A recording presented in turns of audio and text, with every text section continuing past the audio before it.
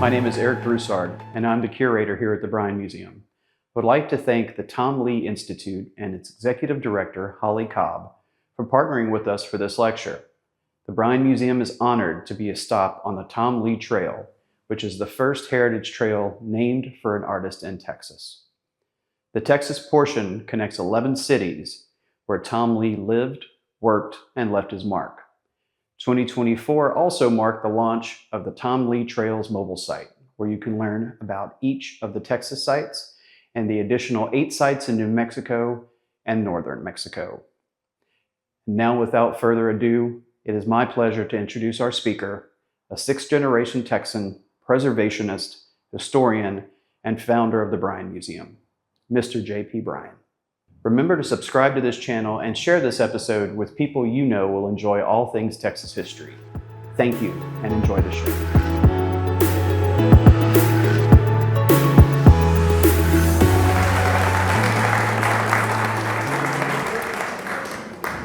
I got to be honest with you, I don't even know why I'm here, except to give you a talk about something I'm fascinated by. But, you know, I don't know why I keep signing up for these programs, but I know it has to do with my affection for what we all share, which at the core is our history.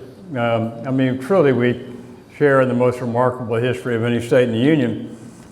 And I want to talk to you tonight about something that I came across quite by accident. And I think it's one of the great love stories in history. And if we think about love stories, there are certain elements that all seem to come together.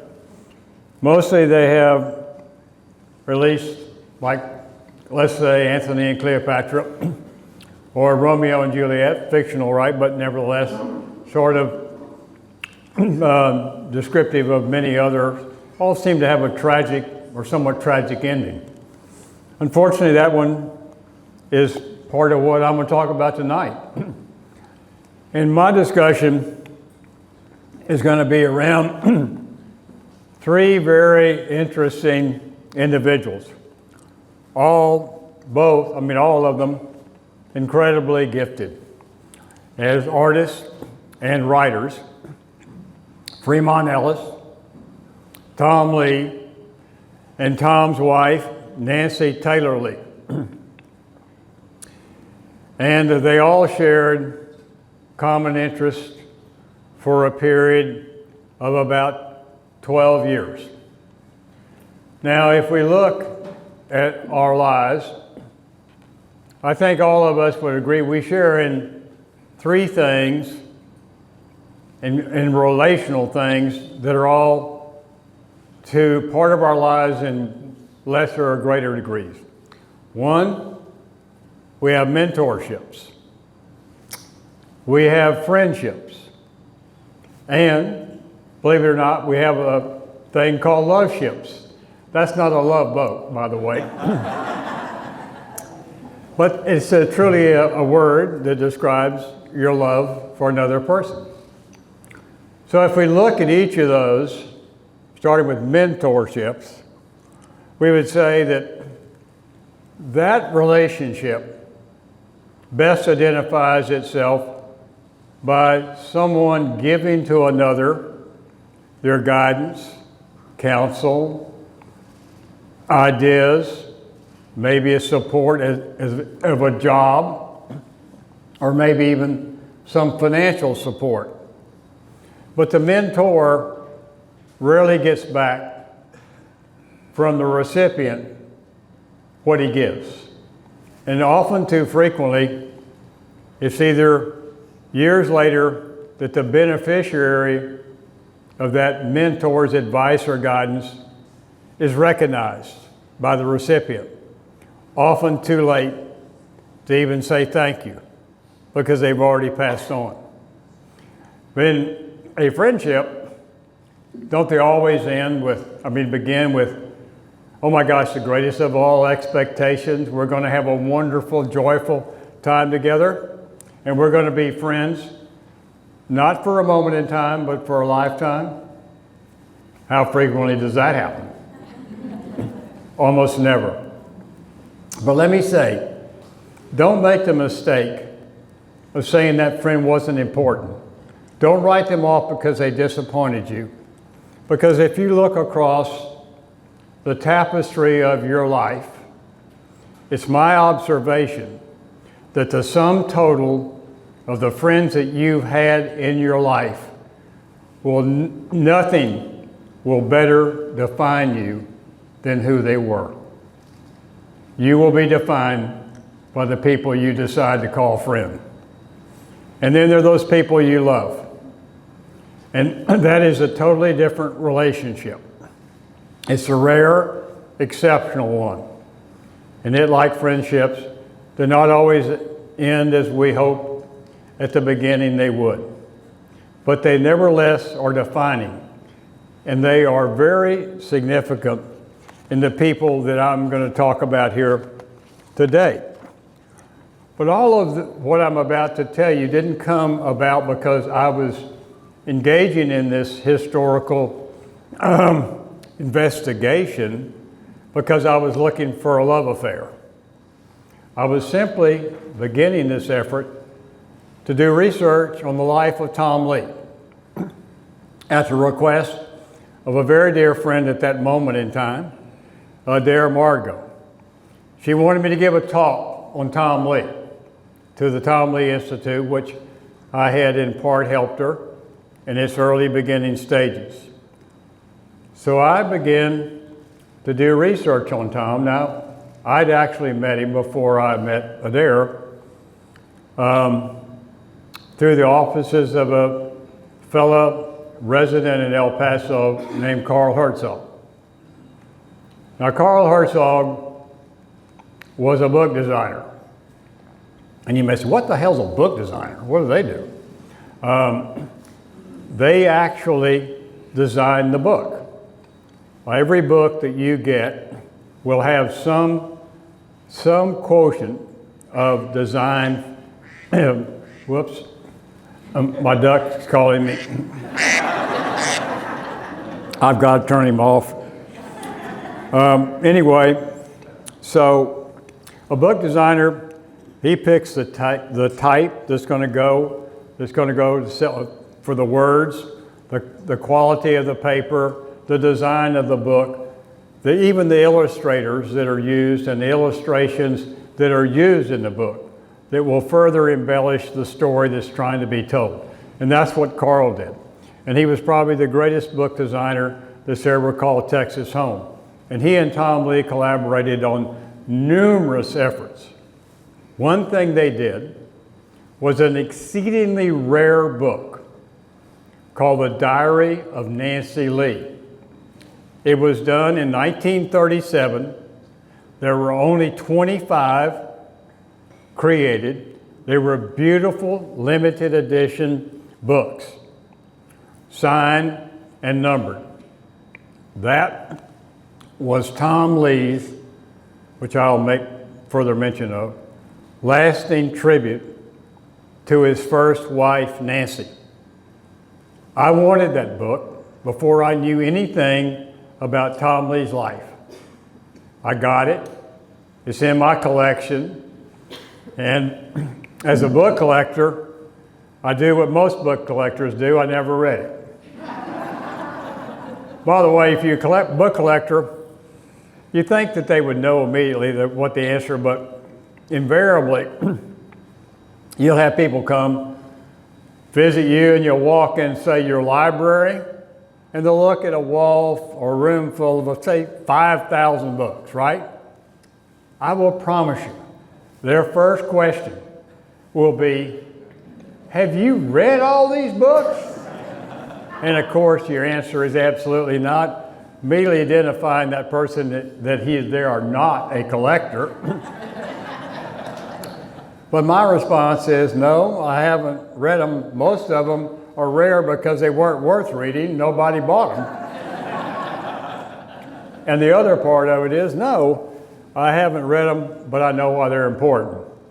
But it was that book that led me first to sort of connect or to know something about an earlier life of Tom Lea. But it stopped with that book until I started this research.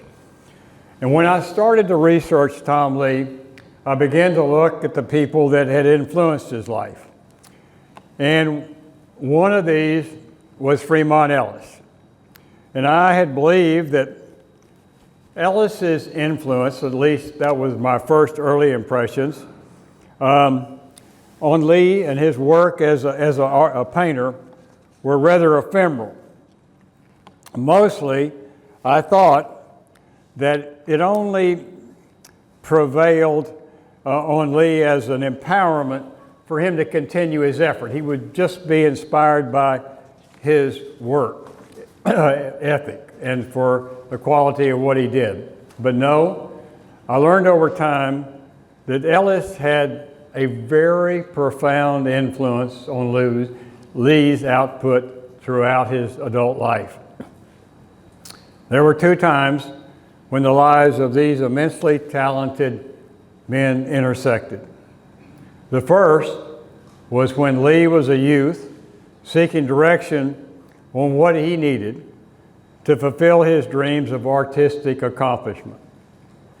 Then later, they met when both men had skills to share in a more reciprocal relationship.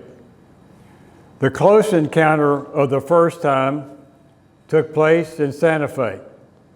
Now, Lee was just 15 years old, and Ellis 10 years his senior. That's far too young to be a father figure, but too old to be the proper younger brother, but just the perfect age to be a thoughtful mentor and benefactor.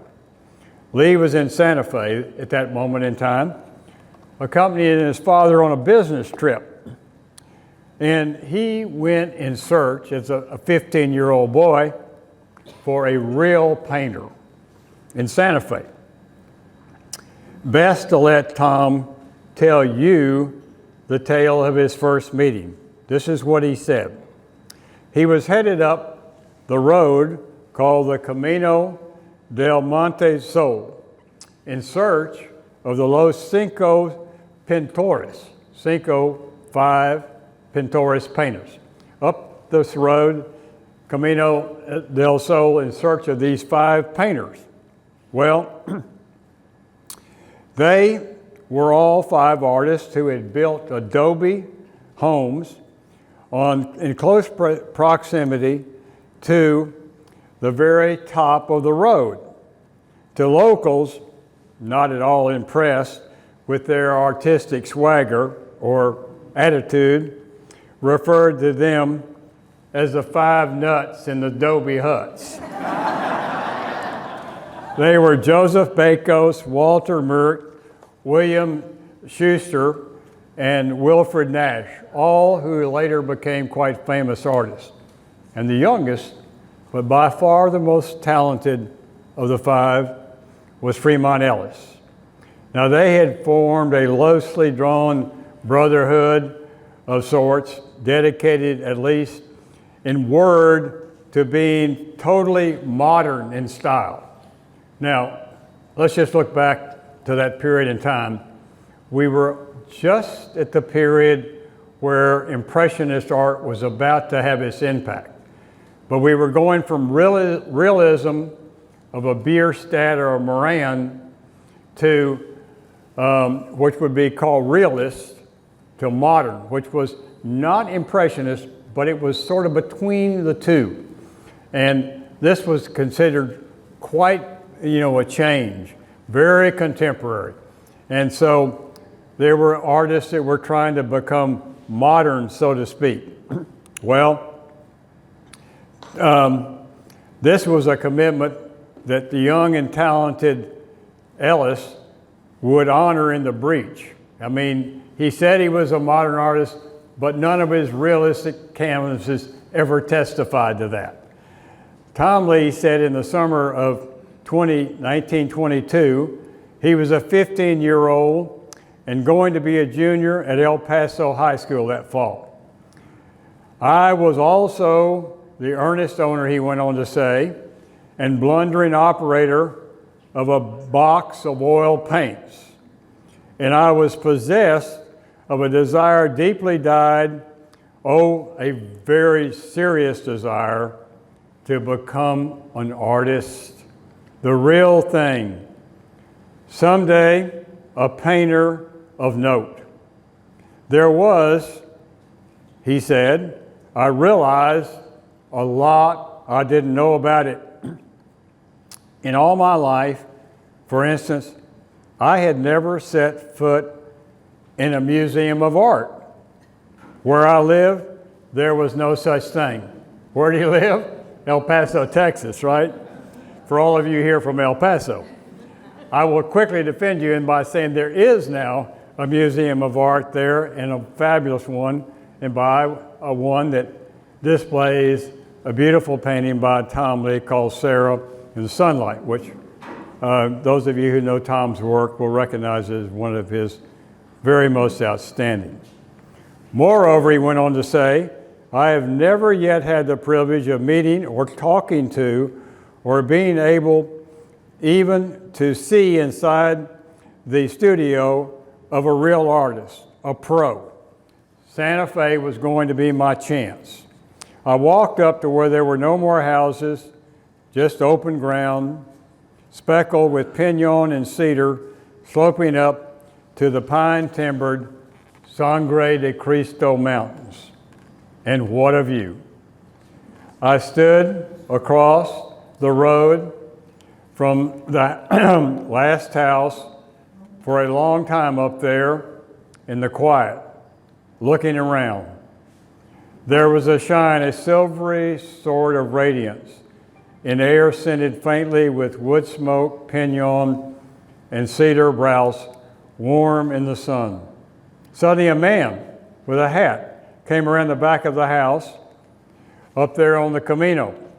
I can't remember exactly what I said, but it went something like this. He was wearing a flannel shirt, khaki riding pants, some scruffed up, laced up boots. His belt was long and hung down past his waist. He was built light, spry looking, flat bellied, and hardly any taller than I. Sure keen to be up here, I said, a little apologetic. With his brownish hair was long, noticeably combed in a pompadour, straight back over the top of his head. What brought you, he asked. He looked good-naturedly. The lady in the museum told me about the Los Cinco Pintores, and what's your name? I said, and he said, I'm Fremont Ellis. I live here. He indicated with his thumb. So you're one of the 5 painters, right? We exhibit together. Gee. Well, he said, would you like to come in, see what I'm doing? Would I? Oh, man. We walked into a room, maybe not as big and more cluttered, but absolutely like I figured it, a real studio. Excuse me. How do you turn this thing off? Okay, one last chance. Sorry about that. Get quiet. A real, like I figured, a real studio with a north light. You know, all artists want a north light being the dominant light in their studio. So all of you aspiring painters, remember that.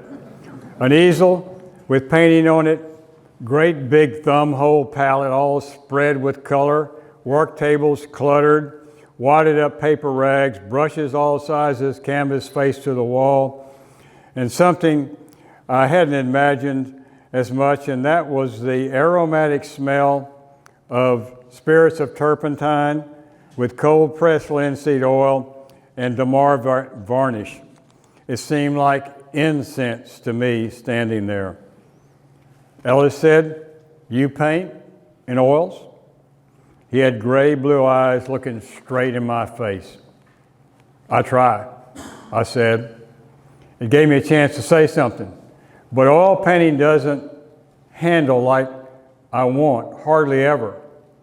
It gets sort of muddled. The lights get darkened and the dark ones get lighted somehow. Ellis looked and said, I bet you're putting the paint on too thin, and then fussing with it when it's on the canvas. Lots of beginners are afraid to use the paint.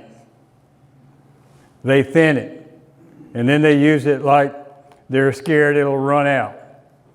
Then they see it on the canvas, weak, and often in the wrong place, and they try to correct it by piling on more thin paint. So, crisp. You see, you think what you're going to do before you do it. You mix exactly the color you want and plenty of it on the palette. And only then do you load the brush and stroke it on the canvas exactly where you have already decided it has to be and where it has to go. And crisp. See, Ellis's view of this seminal event, God almighty. I'm sorry about this. I thought I turned it off. This is a very insistent person. One last try. Right now, on display at the Bryan Museum, you can find Mardi Gras Origins. This exhibition takes a look at the festivities in Mobile, Alabama, the founding city of Mardi Gras and the United States. This is the first in a series of exhibitions that will take place over the next 3 years during the Mardi Gras season. First Mobile, then New Orleans, and finally, we'll bring it home with Galveston. January 17th through March 9th, you can check out Mardi Gras Origins at the Bryan Museum. Thursday, February 6th, you can meet the real coastal cowboys. This panel discussion led by Jim Hodges shares the stories of what it was really like to work the historic ranches of the Texas coastal plains. Join Jim alongside notable cowboys Lloyd Maxwell, Dave Scott, and Bob Calla for this special program. This is an extension of our Coastal Cowboys exhibition that will be on display through February 9th. And now, back to the lecture by J.P. Bryan.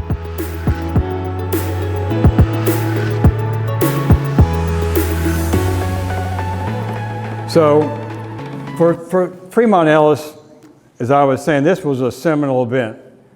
He wrote in his diary, Ellis did, Tom Lea, a young chap from El Paso, was up this afternoon.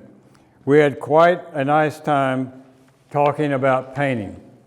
And Tom Lea, with the inspiration from Ellis, laid in his heart and on his head, was about to embark on a journey that would define him as one of America's greatest artists. Tom came back to Santa Fe the next 2 summers to his newly found mentor for guidance. Ellis treated him like an adult and fellow artist. Tom said it was a deeply felt experience for me, knowing this painter. Ellis recorded Tom's 2 subsequent visits in his diary with these entries. On July 30, 1926, by the way, let me stop here and say 2 things that I've discovered in this effort were, first of all, Fremont Ellis' family were still alive in Santa Fe. His grandson, Fremont, named after him, had Ellis's diary that he kept religiously for more than 50 years that covered the entire period of his connection and more with Tom Lea. An incredible help to what I'm discussing with all of you here today. And from that, I got access to things that Tom Lea had left behind at the Ellis home called San Sebastian. And Ellis's wife was from an extremely wealthy Santa Fe family who had land in and around Santa Fe today. The Hilton Hotel is on that property. But just a little insight for all of you, this was an incredible, and Ellis was a wonderful writer and noted well what he was experiencing. Just like he could put on canvas what he saw, he could put on paper his life's experiences. And so, incredibly helpful book in trying to translate these experiences and these relationships to you, this audience today. So on July, Ellis remarked, "Tom Lea and a friend from El Paso called today." Now that friend, I know who it was because I found some other letters around this very subject, but it had to be a guy named Oscar Most. And he was a fellow student from the Art Institute in Chicago, where at this time in his life, Tom Lea had gone to study under a guy named John Norton. Anyway, so Tom had painted a red-headed nude in the bathroom of the Lea home, he and Oscar. And as Tom wrote, that this nude that they painted on the wall with red hair had red hair everywhere girls had hair. Tom's mother did not appreciate the humor of this artistic endeavor and made them remove it immediately. Tom, for his part, never made mention of his and Oscar's visit to Ellis in Santa Fe. Lea then later took his new bride, Nancy, on her first trip to the West in late October of 27 to meet his family, and included in that a trip to Santa Fe and a visit to Ellis on at least two different occasions. In November 2nd, 27, Ellis made the following entry in his diary. "Tom Lea and his new wife visited me today." On October 2nd, he wrote, "Visited the Lees and took them to dinner at El Matador." Both Ellis and Santa Fe would assert a special hold over Lea and his wife as they both lived and labored for the next 8 years in the urban confines of Chicago under the arduous inspirations of master muralist Norton. John Norton was at that time America's most noted modern muralist and was commissioned by companies all over the country. And by the way, painting murals is very physically arduous work. You have to get on a ladder frequently, get in awkward positions, so it's taxing and it's very challenging for a person, but both Norton and Lea, who was by this time his employee and not only just his student, were turning out some incredible murals. Many of them are in railroad stations, buildings all over the country that they still exist today. And Nancy, Lee's wife, also was a student of Norton, and she was a very accomplished artist, but also an incredible writer herself. So anyway, Lea, they worked there for 8 years, and Lea recalls Santa Fe, however, stayed special. With a grip on my soul during the 8 years I lived away from my native Southwest. One winter's day in Chicago, in a steamy heated studio on North Clark Street, 3 snow-crusted gray city blocks from an iced-over gray river, I whittled shavings, sharpening a drawing pen into an empty tin watercolor pan. I put a match to the little pile of cedar wood shavings, and it burned there in the quiet, a thin, poignant whiff of remembrance of faraway wood smoke, tinged faintly with pinon and cedar, warmed in the sun. Norton, knowing he was dying, told Tom and Nancy they should return to that part of the world that they held so dear in their hearts these many years and become their own artist. Lee made up his mind to go where his heart was, Santa Fe. 16 by 30, or 480 square feet, 10 feet high, but with a stunning view of the landscape. 300 degrees facing north, northwest, and northeast. Everyone who saw the site agreed the house had the finest view of any on the ranch. On March 2nd, 1933, the Lees moved in to their adobe house on Rancho Santa Fe, and Fremont Ellis had this to say: Tom and Nancy arrived and are now living in their new house. We couldn't be more pleased by their presence. Fremont's son Frederick had these remembrances. Ever since Tom had visited Dad at the Camino in 1925, Dad had greatly enjoyed Tom's company and their discussions on art and artists. So to Dad, especially the event of Tom and Nancy moving into their house on the ranch was one of the very important and happy moments in Dad's entire life. In short order, Mother also became very fond of Tom and Nancy, for they were a wonderful young couple. Tom and Nancy had moved to the land of enchantment, and their young lives were filled with the enchantment of both place and people. They were regular guests to the Ellis's home and attendees at Ellis's sponsored social gatherings with a collection of fellow artists who had been drawn to this place of San Sebastian.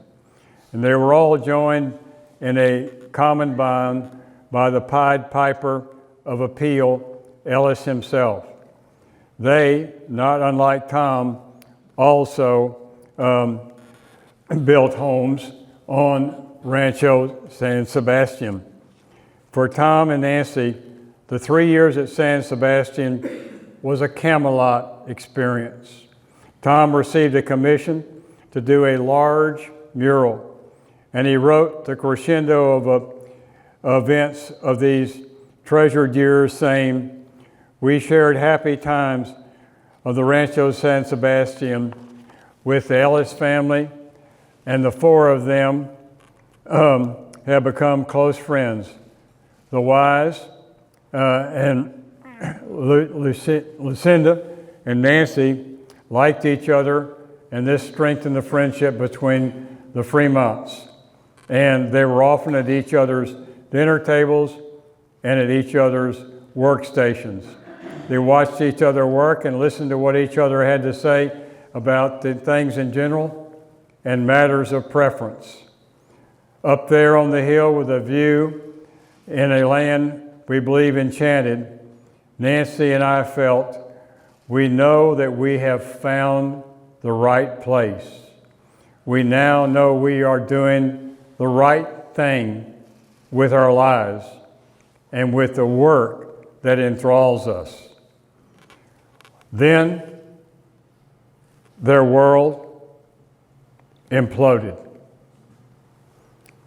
Nancy was struck with an attack of appendicitis on the night of March 11th, 1934, and was taken to San Vincent's Hospital in Santa Fe and operated on the next morning. Fremont recorded in his diary, Tom was very upset. 10 days later, she was still in the hospital owing to an infection in her stitches. By June 34, she was much better and back home. According to Fremont, she and Tom have built a dandy outside fireplace at their home, and it looked like things were perking up on the rancho. In July of 1934, Fremont and Lorenzita had an old-fashioned Spanish wedding at the ranch for themselves.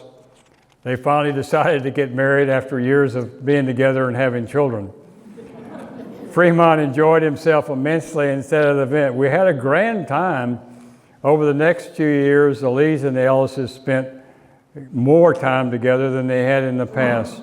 They went to movies and dinners, shared outdoor fires, and cared for and buried others' dogs.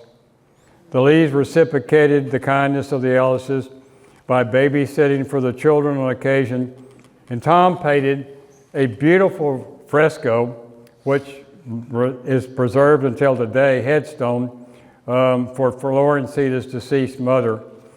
He also sketched a great painting of Fremont in February of 1933 and carved a wooden sign for Fremont's studio.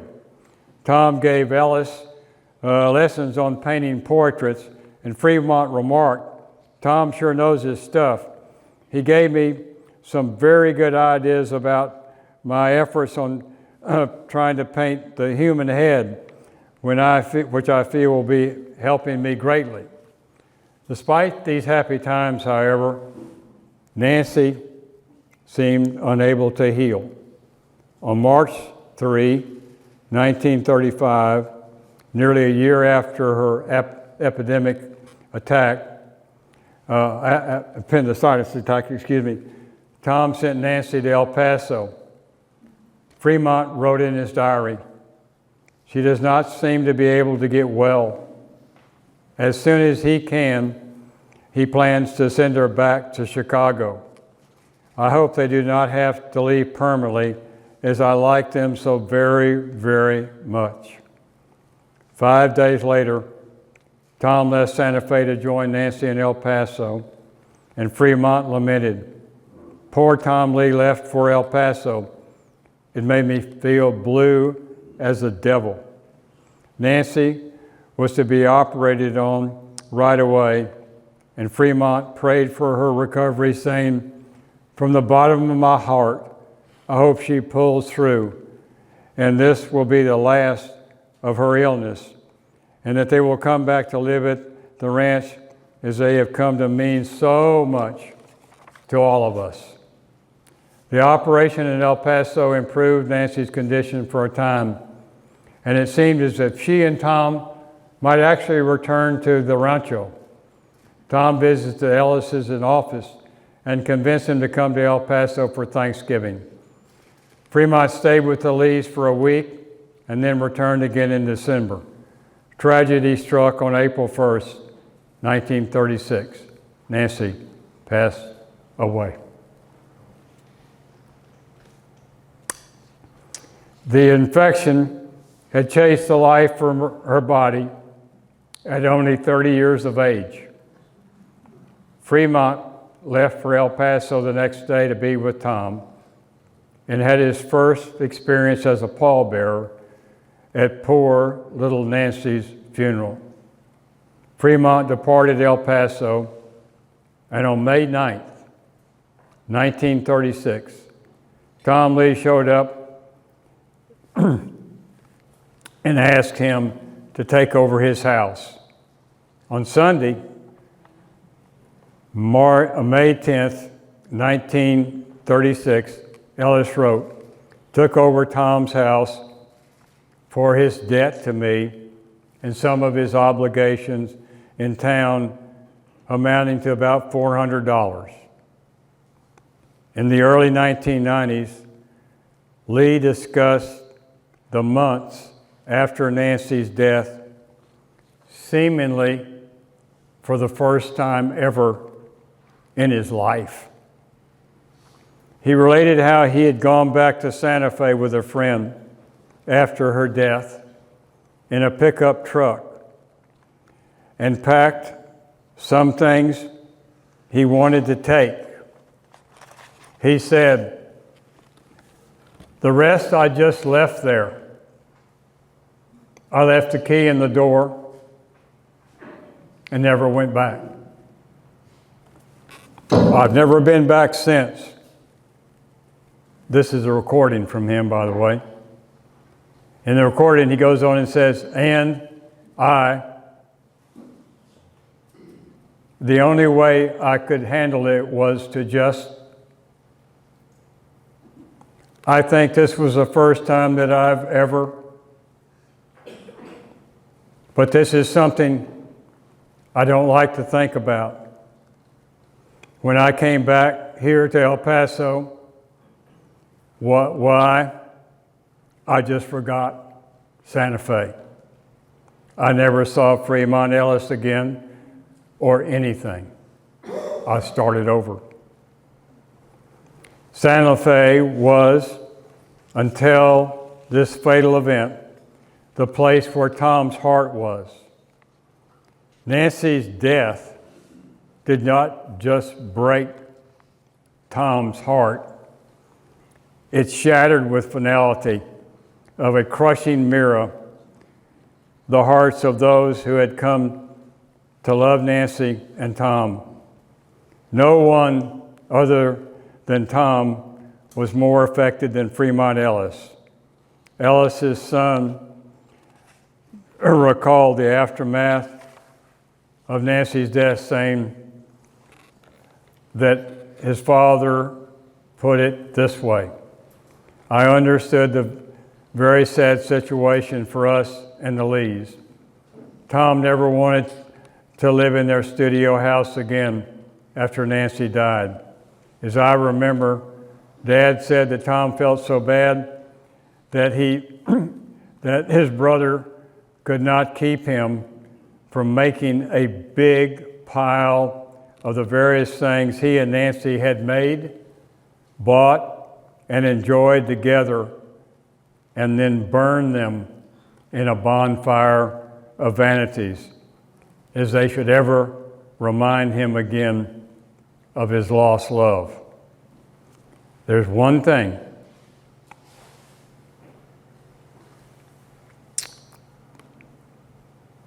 a little trouble getting this one out, that escaped the fire, and which he saved, and that was the love letters he wrote her. And I've never been able to find them, but I know they exist.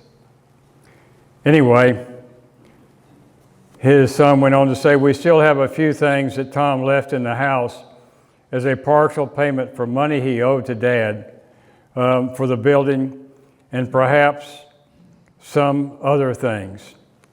Dad never got over this whole experience for Tom, for he really liked and admired them so much and loved to discuss art and other things with them. The Brinkleys and most of the other people on the ranch who had enjoyed the company of the Lees so very much were saddened forever by this loss to the little art community. Texas Monthly writer John Davidson noted in May 1983 article on Lee that he and Nancy bought the most inconvenient property they were shown on the entire ranch because of the view of the sunset. And so Tom had lost the idol of his early existence at the height of their youthful celebration of their life together. All of those at the ranch who had been drawn to this uniquely creative couple wept sweet tears of remembrance. Other than Tom, no one lamented the loss of this brilliant and beautiful creation, Nancy, then did Fremont Ellis. Tom's life with Fremont Ellis and Nancy would be purged from his memory and future experience forever. It took death to do apart Tom and Nancy. It took Tom's unilateral decision to excuse from his life his dear friend Fremont Ellis and the achievements of the 12-year connection with Santa Fe. Tom wrote a generic letter to the community of friends at Rancho Santa Fe, thanking them for their support and condolences after Nancy's death. He addressed no personal correspondence to Fremont Ellis. There is not another known word or letter written to or about Fremont Ellis by Tom Lea for more than 57 years after that event. Tom did not attend Lucina's funeral in 1959. In 1974, he declined an offer to write a book about Fremont Ellis, and in 1985, he declined to attend Fremont Ellis's funeral. In his career as an accomplished writer, Lea avoided any mention or acknowledgement of the benefit of his time in Santa Fe. They are the lost years of Tom Lea. His eulogy and final kiss to dear Nancy was a publication of her notebook in 1937, exposing her transcendental insights regarding what Tom would need to do to achieve greatness as an artist. To Tom's credit, he fulfilled all her prerequisites. In a speech at SMU, the Southwest, it's where I live, Tom praised John Norton's role in his life over 4 pages, but devoted only 19 words to Fremont Ellis. He said, a friend in Santa Fe, a young landscape painter named Ellis, he helped us get planted. Finally, in 1989, he finally wrote a beautiful tribute to his deceased friend and mentor. The final confirmation of the total eradication of all things Santa Fe is the famous quote on Tom Lea's tombstone. I used to be very touched by these words, along with other Tom Lea admirers, most notably the President of the United States, George W. Bush, who has memorialized them in his acceptance speech as United States President. They are certainly inspiring words with near biblical overtones of daily renewal. They are as follows.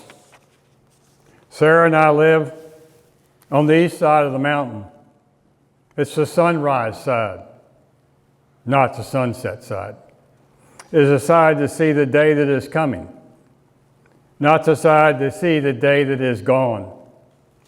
The best day is the day coming, with the work to do, and with the eyes wide open, and with the heart ever grateful.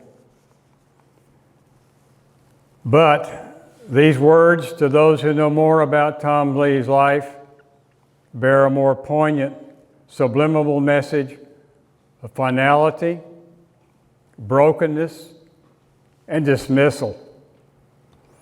This is the one public statement Tom made about drawing the curtain on all the facets, faces, and loves of Santa Fe. How do we know? This answer is found on Rancho Santa Fe, or San Sebastian itself. Everyone commented on the beauty of the Lee's view from their home on San Sebastian. Fremont's sunset, as I noted earlier, it had a 360-degree view of the north-northeast. It perfectly framed the setting sun. It was a sunset filled with the inspiration of color, clarity, and clouds, and a peak where he and Nancy could hold hands in quiet contemplation of the completed day filled by meaningful accomplishments. They were rooted in an intense love affair, a gift reserved for youthful lovers. They were embraced by an enchanted land, and they were covered every day by the unconditional affection of Fremont Ellis and his family, and surrounded every evening by a view of Camelot. After Nancy's death, Tom turned his back on the sunset and set his face to the west on the sunrise and a new life. For those left in the bonfire of memories, no person could have missed Tom more than Fremont Ellis. But as an artist who saw both the soul of the land and the character of its subjects, Fremont probably appreciated the pain that drove Tom from his life. When Tom left and said, "I will not come back," Fremont remained an ever faithful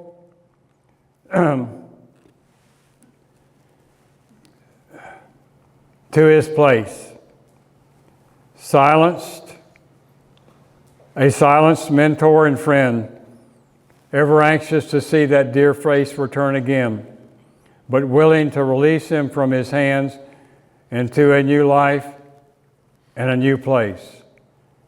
Ellis lived to see Lee's eventual fame, and went to his grave, I would think, proud to know that he had given his best to Lee's accomplishments. Though Tom left Nancy behind him in every part of his life, there was one place she would remain forever, and that was in his heart as the enduring love of his life. Thank you.